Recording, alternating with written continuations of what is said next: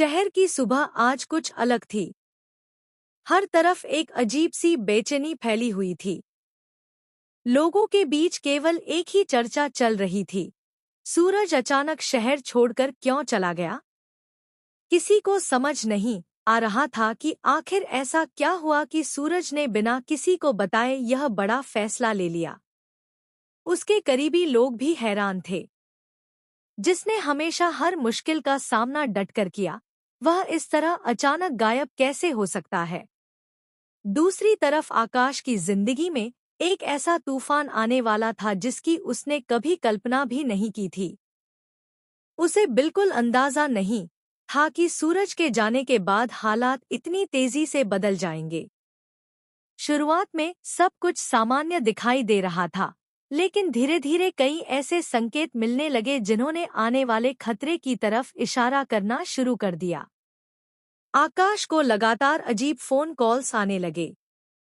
जब भी वह फोन उठाता, दूसरी तरफ से कोई आवाज नहीं आती। केवल कुछ सेकंड की खामोशी और फिर कॉल कट जाती। पहले तो उसने इसे मजाक समझा, लेकिन जब यह सिलसिला लगातार बढ़ने लगा, तब उसके मन में डर पैदा होने लगा। आखिर कौन था जो उसे इस तरह परेशान कर रहा था?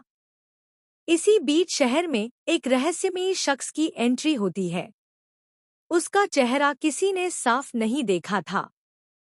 वह हमेशा छाया की तरह आता और गायब हो जाता, लेकिन उसकी हर गतिविधि किसी बड़े षड्यंत्र की तरफ इशारा कर रही थी। कई लोगों ने दावा किया कि उन्होंने उस व्यक्ति को आकाश के आसपास मंडराते हुए देखा है। उधर सूरज के जाने की खबर सुनकर उसके दुश्मन भी सक्रिय हो गए। उन्हें लगा कि अब उनके रास्ते का सबसे बड़ा कांटा हट चुका है। लेकिन उन्हें नहीं पता था कि सूरज भले ही शहर छोड़ चुका हो, फिर भी उसकी नज़र हर चीज पर बनी हुई है। वह दूर रहकर भी उन साजिशों का पता लगाने की कोशिश कर रहा था जो उसके अपनों के खिलाफ रची जा रही थी। आकाश को धीरे धीरे महसूस होने लगा कि कोई उसका पीछा कर रहा है। सड़क पर चलते समय, ऑफिस जाते समय और यहाँ तक कि अपने घर के बाहर भी उसे किसी अनजान खतरे का एहसास होने लगा। कई बार उसने पीछे मुड़कर देखा, लेकिन हर बार वहाँ कोई नहीं होता।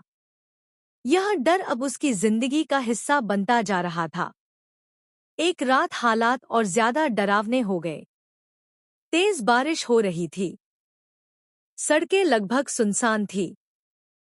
आकाश अपनी कार से घर लौट रहा था कि अचानक उसकी कार के सामने एक परछाई दिखाई दी।